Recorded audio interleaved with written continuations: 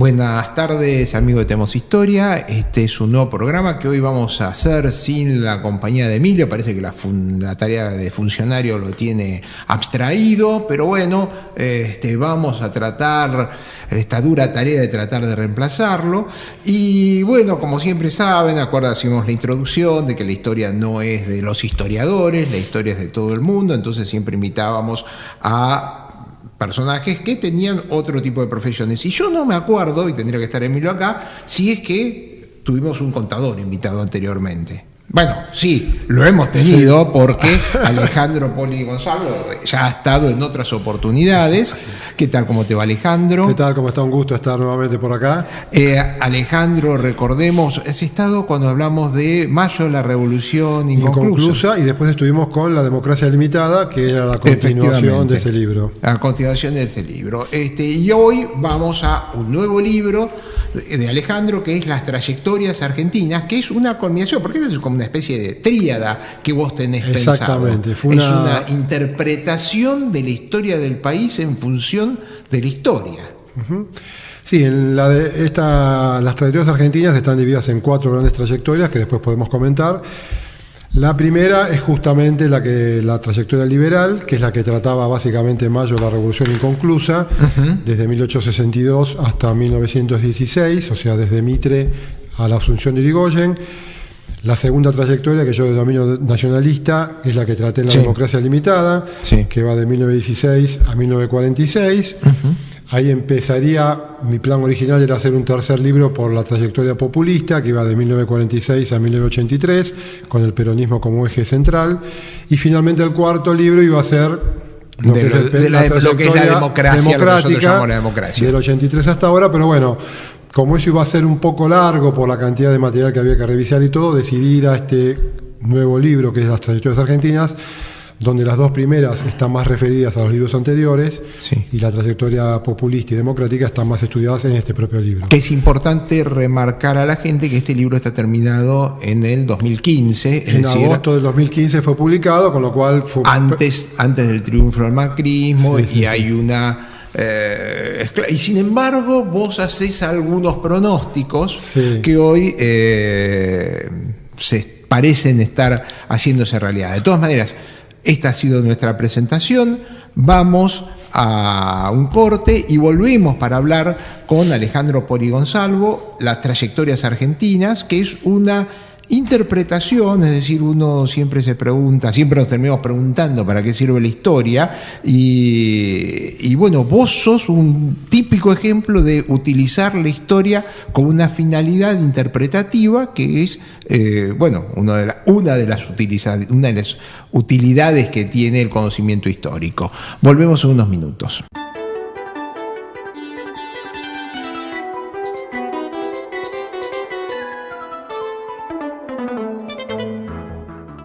Bueno, volvemos a Tenemos Historia. Les recuerdo que nos pueden escribir a programatenemoshistoria@gmail.com o nos pueden ver por el Facebook de Olmo Ediciones o el Twitter de Emilio Perina. Se pueden comunicar de distintas formas con nosotros. Este programa dentro de unos días lo pueden ver en YouTube, ¿no? A través de Tenemos Historia, nuestra página de Tenemos Historia en YouTube. O sea que hay muchas formas de seguirlo. Ahí pueden ver programa de los últimos 5 o 6 años aproximadamente. Y bueno, es decir, comuníquense con nosotros. La verdad que estamos sorprendidos porque tenemos mucha repercusión, mucha gente que nos escribe desde el exterior. Sinceramente es muy curioso, pero mucha gente que nos escribe desde el exterior, desde Canadá, desde Holanda, que están siguiendo el programa, o sea que bueno, es muy gratificante. Pero bueno, Alejandro, vamos al tema que hoy nos incumbe. Vos en realidad es una gran tarea la que te has impuesto, porque vos a través de elementos históricos vas interpretando cómo surge la realidad nacional. Y te digo que leyéndolo ya en la introducción de este libro pegaste una patada bastante fuerte, que es esta frase, que es para debatir, para pensar. Yo coincido, pero bueno, en 1930 perdimos la democracia. Es el comienzo de los gobiernos de los golpes militares. En 1946 perdimos la República. Es esa tendencia peronista a ser muy democrática pero poca republicana. Totalmente. Las minorías no cuentan. Y en 1975 perdimos el progreso.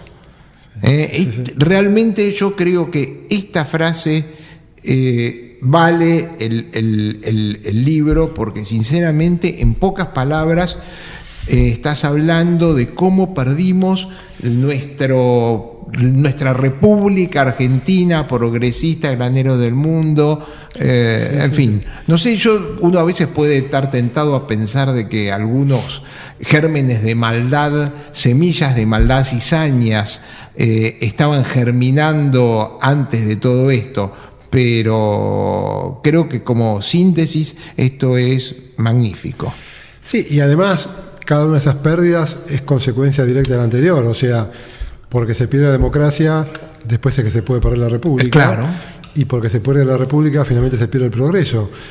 Yo siempre digo, y lo he escrito en varias veces, que a la larga los pueblos progresan en el largo plazo más por la estabilidad y coherencia de sus instituciones que por los recursos que tienen. O sea, de nada valen muchos recursos, no hablemos del caso venezolano, que es un ejemplo nuevo, sino que lo que importa más es la estabilidad de la sociedad. Hablemos de Japón, que es la inversa. Es una isla totalmente, pero paupérrima, hay etcétera, y ejemplos. sin embargo ellos tienen un concepto de trabajo y de cumplimiento de cierto tipo de normas y de ordenamiento. Y lo mantienen a rajatabla durante muchos años, y eso hace que finalmente las sociedades progresan. Bueno, así que la Argentina es la antítesis. También eso está atado terriblemente con el tema del endeudamiento y la subsecuente inflación. Sí. La hipertrofia del Estado, endeudamiento e inflación, que la inflación es pauperizadora. La inflación es un mal terrible, es un cáncer que tenemos que atacar. No por nada yo elijo el 75 como la pérdida del progreso, que cuando se produce el Rodrigazo.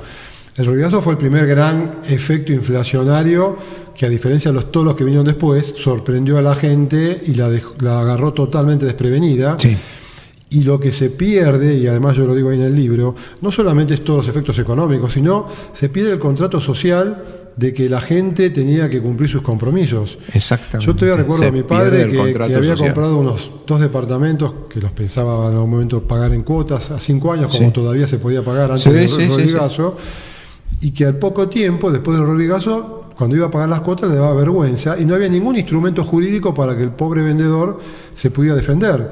Entonces, un amigo mío tenía el depósito lleno de mercadería y le fue bien porque tenía la mercadería. Y el otro que la tenía vacía y no la pudo reponer nunca más, se fundió. Sí.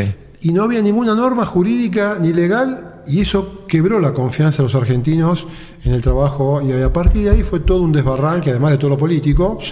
Yo siempre por la cuestión económica. Yo siempre lo digo como un ejemplo risueño, pero en esa época, tenemos más o menos la misma edad, en el 70 y pico, yo ya estaba comercialmente activo, porque mi padre me había emancipado a los 16 años. Entonces me acuerdo que un amigo mío nos había ofrecido, mañana va a subir los automóviles, va a subir un 30%. Tengo un coche para venderte, te llego la plata, pongo la plata y digo, ¿puedo ver el coche? Sí, cómo no, ahí lo tenés. Y estaba sobre 4 cajas de manzana. Y dice, pero no tiene gomas. No tiene gomas ni tiene asientos, pero te los consigo para la semana que viene. Así se vendían los coches en esa época, en ese año muy particular de la historia argentina. Pero vos dividís la evolución de la historia argentina en 4 periodos. 4 grandes periodos. Que es interesante porque, es un análisis muy particular tuyo. Claro, yo primero quiero dar un breve resumen de lo que considero que es una trayectoria histórica, que sigue un poco una teoría de Ortega, y después complementada por María. Yo siempre en mis libros... Este libro está dedicado a Ortega Gasset. Tengo mucha influencia de Ortega. La verdad, los pueblos, como las personas, viven en determinadas circunstancias. Esas circunstancias tienen recursos disponibles que a priori son neutros. Siempre Ortega ponía el ejemplo que si uno está escapando de un enemigo y se encuentra con un río, ese recurso río es una dificultad para el que se quiere escapar. Pero si la persona que viene está sedienta, ese mismo río es una facilidad, con lo cual... El yo y mis circunstancias, claro, el famoso los recursos de las circunstancias toman un carácter en función del proyecto y de la pretensión colectiva que tiene una sociedad. Entonces yo en este libro le doy mucha importancia a las pretensiones que tuvieron los argentinos en distintos periodos y a lo que quisieron hacer. Un ejemplo reciente para cualquier oyente: en el año 83, la pretensión colectiva clara de la sociedad argentina era volver a la democracia y dejar definitivamente atrás los golpes de Estado, cosa que se logró. Esa finalidad fue... Se inicia una nueva gran trayectoria donde cambian las fuerzas hegemónicas, porque el otro elemento importante en los cambios de trayectorias es que cambia el poder hegemónico. En la trayectoria liberal se inicia con la caída de los últimos caudillos, guiados por Rosas, cuando después gana Irigoyen en la transición democrática. Finalmente los conservadores son los que pierden el poder hegemónico que tenían. A su vez Irigoyen pierde su poder hegemónico frente al peronismo.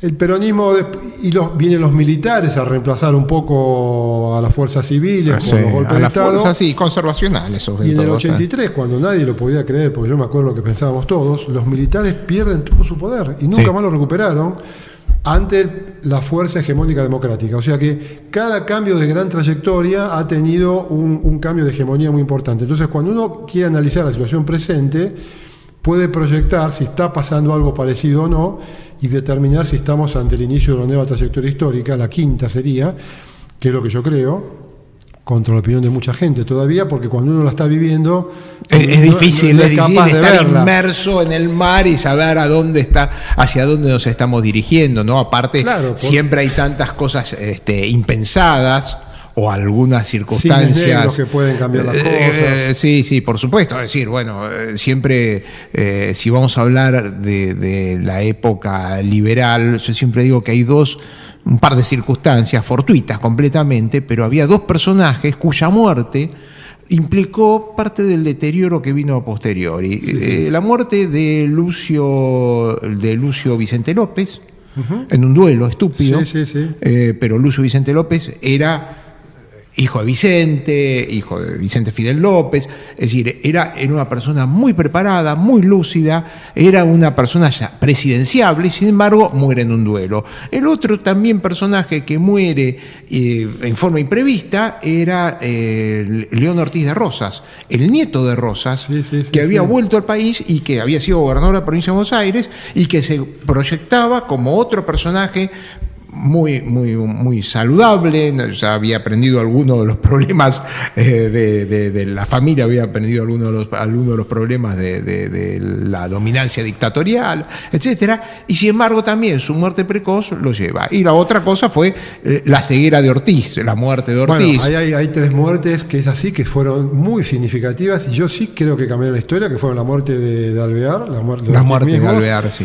Pero Alvear muere ya con una edad más avanzada. Sí, pero el proyecto de Justo, que también muere, que era la figura clara que podía haber reencauzado de vuelta al país en un esquema más democrático, porque a diferencia de Uriburu, que da el golpe y era totalmente fascista en el fondo, Justo era un general mucho más liberal. Bueno, había sido ministro de Alvear. Sí.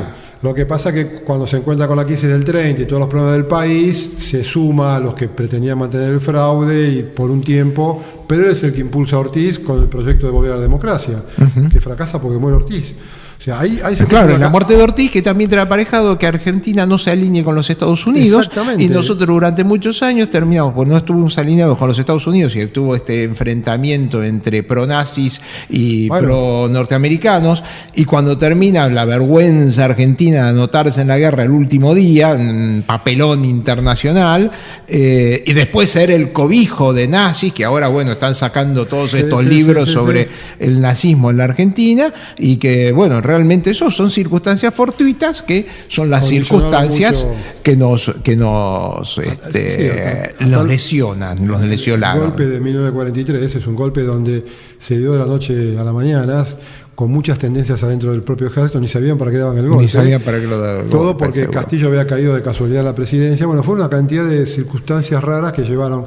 De todas maneras, había un componente de base en la sociedad argentina que estaba buscando participar un poco más en las clases trabajadoras, que fue lo que de alguna manera supo ver bien, pero más allá de que después, en vez de llevar al país hacia un estado de bienestar, que fue la gran logro de la posguerra, llevó el país hacia un estado demagógico y intervencionista y dirigista sobre todo. Dirigista. Bueno, volvemos en unos momentos, vamos a un corte, volvemos en unos minutos y como ustedes ven, se está poniendo muy caliente la conversación. Sí. Volvemos en unos minutos con Alejandro Poli González y la trayectoria argentina.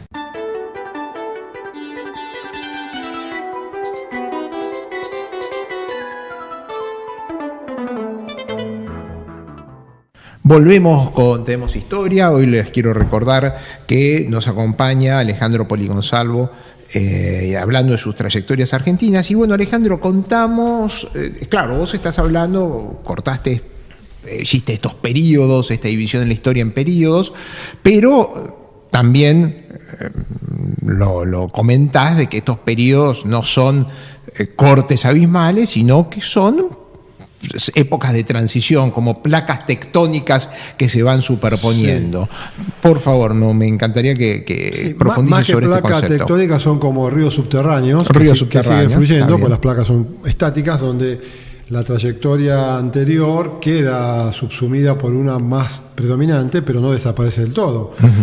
Eso se ve claramente, por ejemplo, con el populismo. O sea, uno diría que el populismo no murió en el 83. De hecho, en la trayectoria democrática estuvo muy impregnada de populismo, por más que la gran vigencia era democrática, y eso hacía que el populismo tuviera que respetar finalmente el sistema electoral e ir a elecciones, pero populista fue Menem de una manera, bueno, no hablemos del populismo kirchnerista, pero todos tuvieron que de alguna manera seguir bajo los parámetros que la sociedad hoy defiende, exige, que son la democracia. Que una abundancia de democracia. A mí realmente decir, la gente tiene el concepto democrático muy metido adentro, sobre todo el peronismo, siempre decía, el peronismo es muy democrático, pero porque vos tengas el 51% de los votos no quiere decir de que tenés derecho de pernada, ¿no? Es decir, Argentina ha sido muy democrática en estos últimos años, pero poco republicana. Claro, ha sido poco republicana, pero la democracia, que es un sistema lento, que a veces lleva más tiempo, finalmente los pueblos van aprendiendo y van corrigiendo las cosas. Entonces, la verdad, cada intento que hubo de superar, o el intento de los Kirchner de avanzar por encima de las instituciones democráticas, finalmente la sociedad lo fue frenando. Cuando acá se discute si acá podía haber llegado a Venezuela, yo creo que jamás en la Argentina se hubiera podido dar lo de Venezuela, porque la vitalidad social argentina y la cultura argentina lo impediría. Bueno, Venezuela llega al estado que llega porque tiene un ejército atrás. Claro, el ejército es el proyecto, de Maduro, el proyecto bolivariano. Hay un ejército atrás. Acá no hay una fuerza no había una fuerza tan hegemónica, ni tampoco se llegó al distribucionismo venezolano, porque Venezuela cuando tenía el dólar, el barril a $100, Venezuela bombeaba $1.000 millones por día. Nosotros, con el viento de cola y la soja y esto que lo otro, a lo sumo conseguíamos $10.000 millones al año. Era distinto. Totalmente. No era la misma posibilidad de Venezuela, que en un momento tenía una disponibilidad de medios que acá era muy difícil que el gobierno lo llegara a tener. Sí, lo que habría que ver ahora, yo lo vengo hablando desde hace un tiempo y puedo hacer un breve resumen. Yo creo que la sociedad argentina está iniciando una nueva trayectoria. Yo la denomino institucional, podría haber sido republicana también, donde justamente, además de la democracia, van a empezar a tener cada vez más fuerza las instituciones de la Constitución, que nunca se han respetado en serio. Basta ver lo que pasa con un poder judicial que debería ser independiente y nunca lo ha sido, siempre ha estado cooptado por el poder político. Los congresos, que han sido cajas de escribanías, tampoco han cumplido su verdadera función institucional. El presidencialismo extremo, que con la caja maneja todo. Todas esas deformaciones dentro aparentemente de las instituciones, pero de la democracia, pero que no son republicanas. Yo creo que ese camino va a empezar a cambiar. Para mí el inicio de esto es el 8N, en el 2012, cuando muchos lo consideran el 17 de octubre de la clase media. Fue mucha más gente. No, porque fue mucha más gente que el 17 de octubre. Se calcula 2 millones de personas en todo el país. Pero digamos simbólicamente. Y a partir de ahí viene un camino que porque recordemos que Cristina había ganado en el 2011 con el 54% de los votos y venía por todo. Y parecía imposible que nadie lo pudiera parar, porque enfrente no había oposición, estaba todo atomizado. Ustedes recuerdan lo que había sacado Wiener, que era el que estaba más cerca, 17 puntos. Sin embargo, la sociedad produce un 8N, que es un cambio de tendencia. Se ratifican las elecciones legislativas del 2013, cuando Macri decide dar un paso al costado y apoyar a Massa, y Massa gana las elecciones muy, muy cómodamente, se transforma en una gran figura política. Después el PRO, con Macri a la cabeza, también empieza a hacer su lento crecimiento hacia un camino presidencial. Logra un hito histórico en marzo del 2015, cuando la Convención Radical de Gualeguaychú se juega por el PRO y no por Massa. En esos meses todo el mundo quería que Macri fuera una interna con Massa, yo me acuerdo perfectamente, para poder enfrentar mejor al kirchnerismo. Exactamente. Macri se niega en junio del 2013, dice: no, voy yo a las pasos separados. Esa es la égida, ¿no? Es el gran está... triunfo de Durán Barba, ¿no? Porque claro, Durán Barba es el que empujó a esa instancia. Porque sabía interpretar la sociedad, no quería una contaminación con viejo peronismo.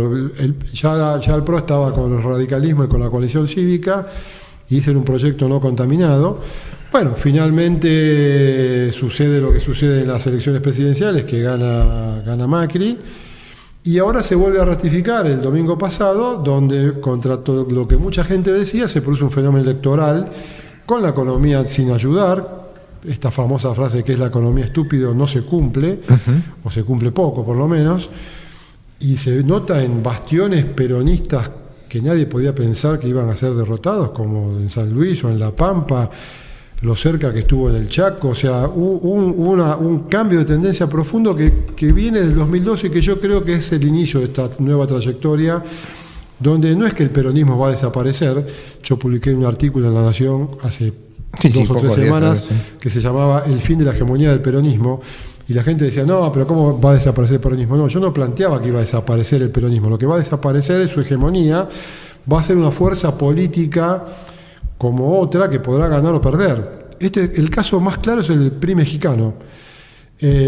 Hasta en el año 2000 perdieron por primera vez una elección presidencial, desde el año 1929. Sí, contra Fox. En el 2006 volvieron a perder, en el 2012 ganaron, pero a partir de ahí ganan y pierden elecciones parlamentarias, pierden gobernadores, se han transformado en uno más del juego, pero más. No fue. Bueno, lo que hegemónico. Pasa es que una cosa que va a pasar es que el peronismo va a terminar con una decisión muy clara, que va a ser el peronismo de derecha, para decirlo de alguna forma, y el peronismo de izquierda. Eso va a llegar a una decisión. Esa bolsa de gatos que subsistió a lo largo de 40 años era inviable. Acá en la Argentina se distorsionó en gran medida lo que es derecha o lo que es izquierda, que en otros países del mundo es más definido un partido de derecha, un partido de izquierda, por un partido que era lo que químicamente, un término químico llaman fótero, en donde, viste, cambia de acuerdo al pH ambiente. Movimiento histórico más que un partido. Claro.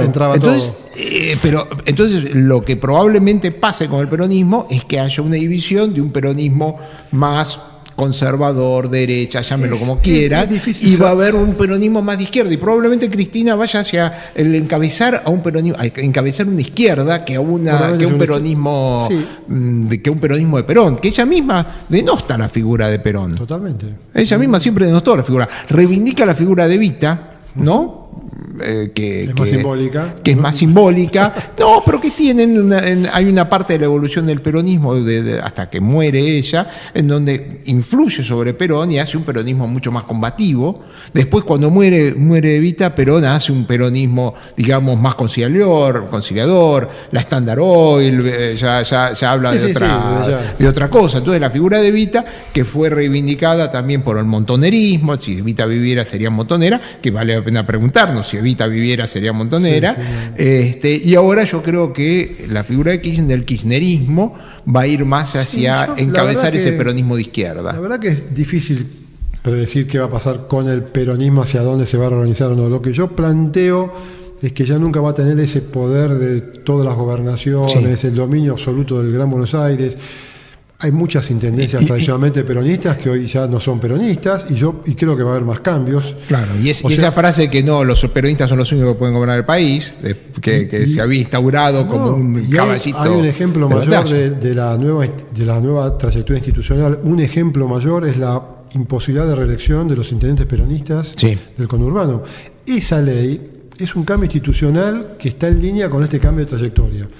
Porque aunque pudieran tener poder, no van a ser eternos. O sea que yo creo que si el sindicalismo, que es la otra gran fuerza vertebral históricamente peronista, también va a entrar en un periodo de renovación, porque muchos de ellos tienen muchos problemas de corrupción o porque ya tienen muchos años de antigüedad y van a tener que renovarse.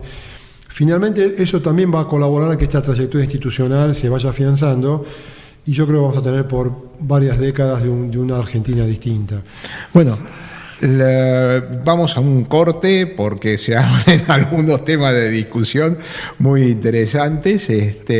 Saben que volvemos dentro de unos instantes y bueno, lo estamos escuchando Alejandro Poli Gonzalvo en Las Trayectorias Argentinas. Sepan ustedes que este libro se puede conseguir, ¿no? Apareció sí, se consigue. Refleja gran parte, porque es un poco la recapitulación de tu obra, ¿no? Así de es. tu obra anterior, y que van a poder ver este programa en YouTube dentro de unos días, porque creo que va a ser interesante después volver a verlo dentro de algunos años, lo que estamos diciendo hoy. Exactamente. ¿Ok?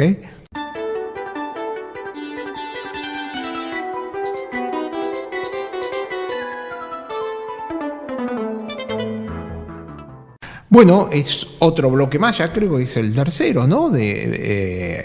Tenemos historia, en donde hoy estamos recibiendo hoy no es un programa, digamos, histórico ortodoxo, como lo estábamos haciendo, pero bueno, Alejandro Poli Gonzalvo, con su libro Trayectorias Argentinas, nos lleva a interpretar algunos actos del pasado para poder vislumbrar qué es lo que nos está esperando, que es una de nuestras introducciones habituales al programa. Y Alejandro, vos en los periodos que habíamos hablado, el periodo liberal, el periodo nacionalista, que también el periodo nacionalista, el periodo liberal fue un periodo que también en el resto de América Latina se dio, ¿no? Lo que pasa es que en ningún lugar de América Latina fue tan exitoso como en la Argentina, justamente por las circunstancias geográficas de la Argentina. Después viene un periodo nacionalista que también se dio en el resto de América Latina. Después viene un periodo populista. Ahí hay un cambio después. Pero también en parte de América Latina, sí. Getúlio Vargas en Andrés Pérez en Venezuela, de una forma u otra. Bueno, yo en el libro, no me quise extender para no irnos en detalles, yo digo que para analizar una trayectoria histórica hay 2 o 3 cosas básicas que hay que analizar. Uno es la pretensión colectiva de la sociedad, eso que dijimos. 2 es el manejo del Estado, cómo se maneja el Estado. No es el mismo el Estado liberal que el Estado nacionalista, que el Estado dirigista, que el Estado democrático. Y tercero es la cosmovisión internacional.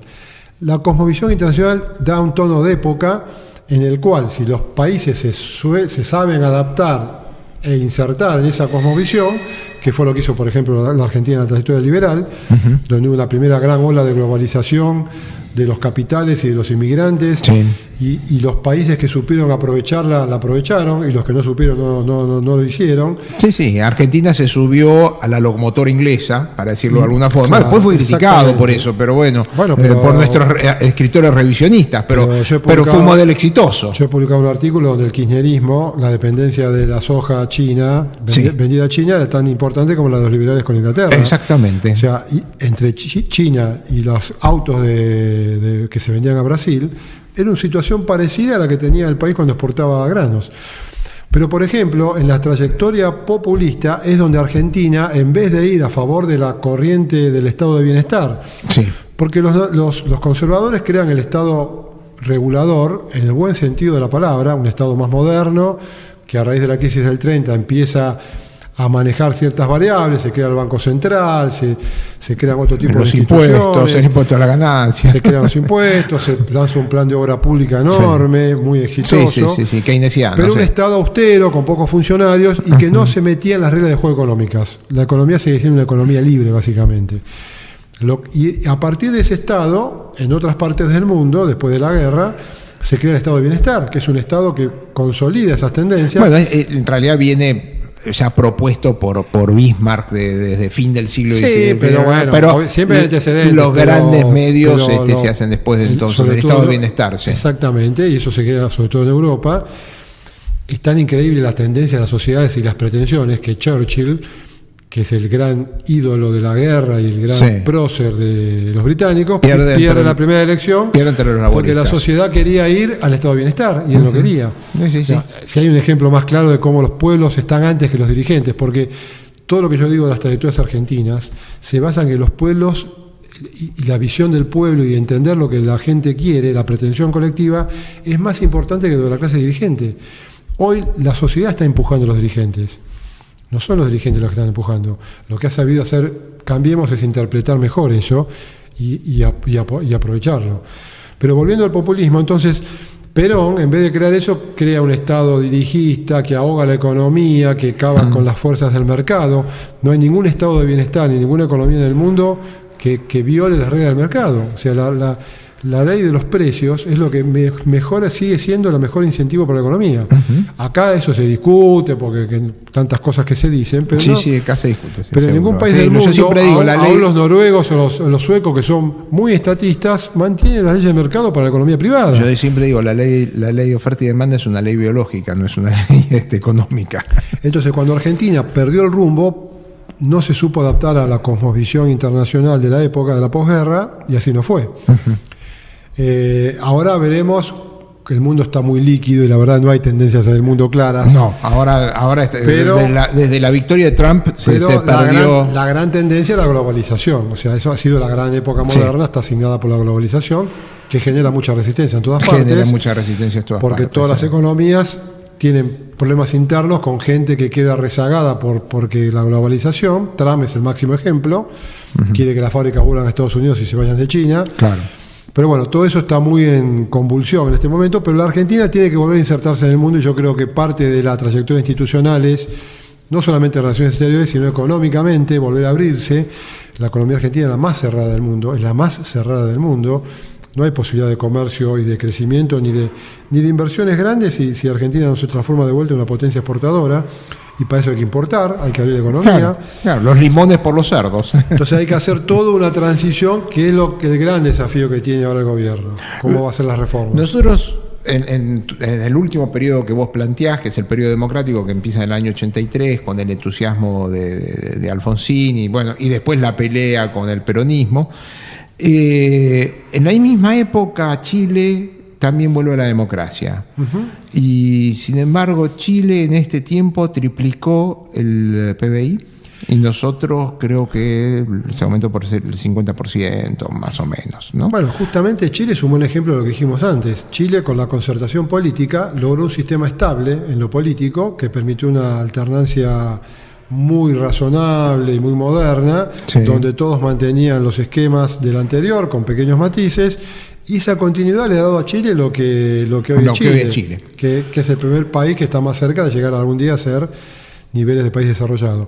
Inclusive Chile también tiene una economía abierta, al no tener tantos recursos naturales propios, excepto la minería, tuvo que ser muy hábil en qué podía exportarle al mundo, y de esa manera poder importar autos que no los fabrican, pero a costos internacionales, que es un auto en Chile cuesta mucho menos. Los famosos televisores y todo eso. Pero además hay cosas en la economía argentina mismo, y la economía argentina exporta muchísimo valor en servicios de computación, en servicios de software, en servicios para países. Yo trabajé en un estudio que hoy tiene más de 1.000 personas dándole servicios a empresas americanas de impuestos y de administración de temas y de call centers. O sea, hoy el mundo moderno está cambiando y esa es la transición que tiene que también hacer la Argentina, que tiene un sector humano muy preparado. Sí, todavía tiene un sector humano muy preparado. La sociedad argentina hoy la podemos dividir en 3 grandes tercios, así esquemáticamente. Un primer sector que está integrado al mundo, que es competitivo, que trabaja obviamente en el mercado formal, en grandes compañías, innovador, emprendedores, tenemos muchísimos ejemplos de eso. Un sector medio, que es el sector de la clase media y media baja, que depende más del trabajo orientado al consumo interno, al mercado interno, a los comercios, pequeñas pymes, todo ese sector que es dinámico, pero que le tiene un poco de miedo a una apertura porque cree que eso puede sentirse no competitivo. Pero que con un poco de ayuda y de esfuerzo ese sector puede salir adelante porque es un sector que se formó en el esfuerzo y en los padres y los hijos de inmigrantes, y fue educado y tiene cultura. Todo ese sector, pues, el problema es el sector que quedó rezagado por estas malas políticas y por el populismo y la corrupción, que es el sector pobre de la Argentina, que es otro tercio, que realmente está abandonado por la sociedad y por el Estado, y que va a haber que de alguna manera rescatarlo y durante muchos años sostenerlo. O sea, los argentinos tenemos que entender que a ese sector va a haber que mantenerlo y defenderlo, porque si no, no van a poder hacer la transición. Además de que han perdido valores educativos. Han perdido valores educativos, han perdido valores religiosos, han perdido valores, la droga. O sea, bueno, no es culpa de ellos ni siquiera. Es un poco el libro que te di, sobre Fierita, que es la historia de la marginalidad. Es marginal el 30% de la población. Y la Argentina se va a tener que hacer cargo de eso y de ayudar a ese grupo de gente, porque no puede haber un país moderno que progrese si no somos solidarios. Y recordemos que esto empieza en el año 83, cuando el nivel de pobreza rondaba el 10%. Sí, como mucho. Como mucho, el 10% del país, y la gente se quejaba. Ahora llegamos al 33%, ya con una pobreza estructural. Sí, estructural. Porque y tuvimos una presidenta, para decir así, que veía con buenos ojos el crecimiento de la Villa 31, que eso es una gran locura que imperó durante bastante tiempo, y eso es otra cosa. Tenemos un problema cultural y de salud de los chicos, es decir, tenemos 33% de infraestructura, de falta de agua, de vivienda y todo. Yo como médico a veces lo veo, le digo, chicos, invirtamos en el cerebro de nuestros jóvenes, porque esa es la riqueza del país, no el petróleo, no es la soja, no, es el cerebro de nuestros chicos lo que nos va a sacar adelante. Y si los pibes están todo el día dándose con Paco y cocaína, lo que fuera, y no lo vamos a llevar muy para adelante. Los desafíos de una trayectoria institucional, de esta quinta trayectoria que postulo, son muy grandes, pero han sido muy grandes también otros desafíos que encaró el país en algún momento de su historia, y pudo salir adelante. Yo en un artículo que publiqué hace 2 días en La Nación, y que se llama El sueño argentino está en marcha, yo termino con una frase un poco heroica, donde digo, un país que cruzó los Andes, que fue capaz de mantener integrado un territorio de 3 millones de kilómetros cuadrados cuando otros países se desintegraban, que se puso a la cabeza del mundo en pocas décadas, que tuvo un proyecto educativo y cultural ejemplar.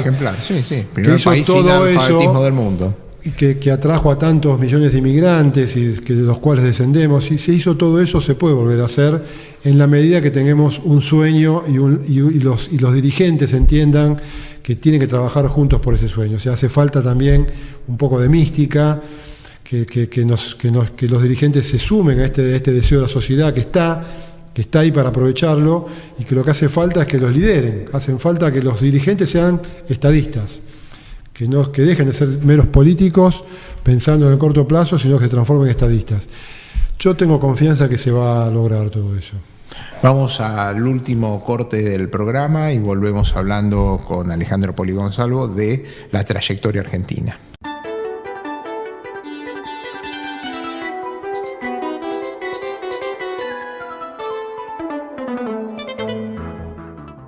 Bueno, este es el último bloque de hoy de Tenemos Historias. Han visto que no es un programa muy histórico, por más que hacemos referencias históricas,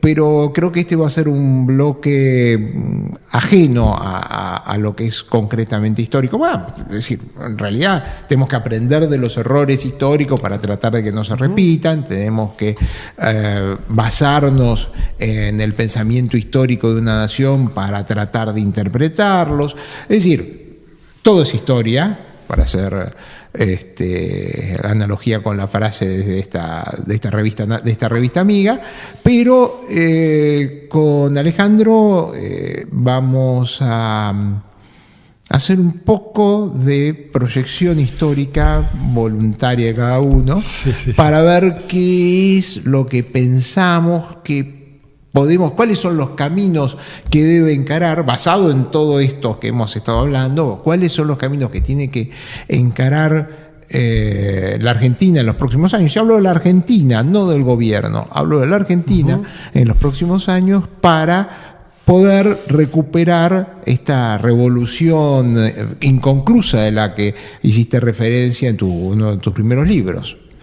Sí, yo, como dije antes, creo que en una trayectoria está la pretensión de la sociedad, que está clara y está la cosmovisión de la época y la inserción internacional, que también está clara y está, y el otro tercer gran componente que yo siempre analizo es el Estado. El Estado de cada trayectoria histórica ha sido un Estado muy, muy definido y que muy claramente se emparentaba con esa trayectoria. Entonces, el Estado argentino es uno de los grandes temas a reformar para adelante. Y cuando se habla de reforma no hay que hablar solamente de la palabra ajuste, que pareciera que solamente es un problema de empleados públicos. Si ese fuera el problema, que es un problema en sí, pero el problema del Estado argentino es un problema de la función que cumple el Estado, de la carrera del funcionario público y de qué rol va a tener el Estado en la sociedad argentina. Hay que recordar que en el año 40 todos los ministerios estaban en la Casa Rosada. Y a lo sumo, sí, todos los ministerios estaban en la Casa Rosada, porque el Ministerio de Economía apareció después. Hoy en día tenemos 20 y pico del ministerio, 20, sí, 22 creo que son. 22, ahora creo que bajaron 2. Sí. Bueno, después hay subsecretaría, tenemos subsecretaría para la bicicleta, para los jardines, tenemos hospitales para perros, en fin. Hay una situación de una hipertrofia estatal que realmente tendríamos que recurrir a esa famosa frase del ingeniero Alzogaray, que era achicar el Estado es agrandar la nación, ¿no? Pero hay que entenderlo bien, porque si no se cae en esa idea de que hay que bajar empleados públicos solamente. No. Probablemente hay empleados públicos que haya que reeducarlos y que hagan falta en áreas que hoy no están bien cubiertas. Probablemente los empleados públicos a veces vienen como estratos geológicos, ¿no? Sí, es decir, los que quedaron del gobierno radical, los que quedaron del gobierno militar, los que quedaron de los últimos del gobierno de Menem. Pero por ejemplo, el otro día yo escuchaba que para atender el sector de la pobreza de Argentina, que son tantos millones de argentinos, harían falta muchísima gente, muchísimos asistentes sociales, muchísimos educadores que vayan a colaborar con esas familias, con esos hogares en riesgo, con esos problemas que hay y que no están. Entonces, perfectamente puede haber gente que estuviera cumpliendo funciones, está bien, tiene que ser gente preparada, pero hay formas a veces de reubicar gente para aprovechar funciones que no están cubiertas. Yo lo planteé un poco, vos fuiste administrador del Hospital Británico, sí, así es. O sea que estuviste sabés cómo es el sistema de salud, sabés perfectamente, porque eso nadie lo dice, siempre que el sistema de salud de la Argentina depende en gran parte de los sindicatos, y sabés que la plata de los sindicatos es la que permitió que el sindicalismo se mantuviese como castas, ¿no? Sí. Que los sindicalistas se mantuviesen como castas. Pero nos encontramos con un 33% de pobre, y dentro de esa estructura, dentro de esa cantidad inmensa de jóvenes, encontramos que volvemos a tener enfermedades que pensamos que estaban extintas. Y bueno, sí, por el abandono del rol del Estado. Por el abandono del rol del Estado. Pero por eso, yo creo que si la economía argentina empieza a crecer, como creemos que puede crecer, y para eso va a haber que, obviamente, bajar el déficit fiscal de alguna manera, que probablemente venga por el lado de los subsidios. Hoy es difícil bajar el gasto público en forma drástica porque el porcentaje muy alto son jubilaciones, sueldos del Estado, beneficios de la asignación universal por hijo, cosas que no se pueden tocar demasiado. Sí, Dios, que justamente cuando decimos que el grupo de argentinos que está un poco mejor va a tener que solventar a los que están un poco peor, parte de ese va a ser pagar más tarifas por las energías y por otras cosas. Y bueno, será difícil, pero habrá que afrontarlo. Y yo creo que si el gasto lo que hay que hacer es mantenerlo más bien constante y congelado, más que pensar en bajarlo mucho, y que el propio crecimiento del país lo vaya transformando en un porcentaje más razonable. Esto no se hace en un año. Las empresas que a mí me ha tocado administrar, en muchos casos, nuestro éxito ha sido más que, no es que sacamos empleados, sino que crecimos, mejoramos los ingresos, y a medida que hicimos eso la relación fue mejorando y nos permitió invertir más en tecnología y en computación, que es lo que tiene que hacer el Estado, y irlo modernizándolo. Y la población tiene que ir educándose para ese lado. Así que yo lo que veo es un crecimiento del país con un Estado que vaya tomando otros roles más modernos, que acompañe mejor. Hay un proyecto de cobertura universal que tiene el Ministerio de Salud, que lo conozco, que es muy bueno como proyecto, que todo ciudadano tenga una credencial de salud con la cual pueda ir a los hospitales públicos como si fuera una credencial de una prepaga y empezar a hacer intercambios entre los sectores en que está abierta la salud. Bueno, esa reforma requiere de mucha data, de mucha informática para tener un buen padrón. La ley de responsabilidad fiscal es clave para que las provincias hoy, que de alguna manera son rentísticas porque prácticamente no recaudan nada y gastan alegremente, tengan una responsabilidad penal como la que tienen en Brasil, claro, que le costó la presidencia a Dilma Rousseff. O sea, hay algunas reformas que sin tener que hablar del ajuste o demás se pueden lograr y que van en un sentido positivo, donde las provincias sean un poco más responsables, porque hoy los empleados públicos del Estado Nacional no son tantos en el total de la masa. Es más, los problemas que están en las provincias, en los municipios. Sí. Puede haber algunas reformas políticas que achuquen el número de funcionarios políticos. Hasta se habló alguna vez de regionalizar las provincias para tener parlamentos regionales. Bueno, hay cosas que se pueden hacer que requieren mucho consenso, pero que son las reformas que hacen falta. No hay que hablar acá de ajustes, sino de reformas políticas. Y las reformas económicas van a venir solas, porque la economía argentina, si uno le da dinámica y le deja que las reglas de juego de la economía funcionen, va a ir adelante y va a crecer mucho. Bueno, Dios te oiga, esperemos que sea así. Si Chile pudo triplicar su PBI en este tiempo, bueno, por nosotros, ¿por qué no lo podemos hacer? Hay que ser optimistas. Hay que ser optimistas y hay que trabajar. Eso es así. Bueno, queridos, este ha sido un nuevo programa de Tenemos Historia. Hoy lamentablemente no estuvo Emilio, que hubiese agregado mucha pimienta a esta conversación, pero lo escuchamos a Alejandro Poli Gonzalo, que con su libro Trayectorias Argentinas marca una historia de la nación y marca una tendencia virtuosa que esperemos que se cumpla. Hasta la semana que viene.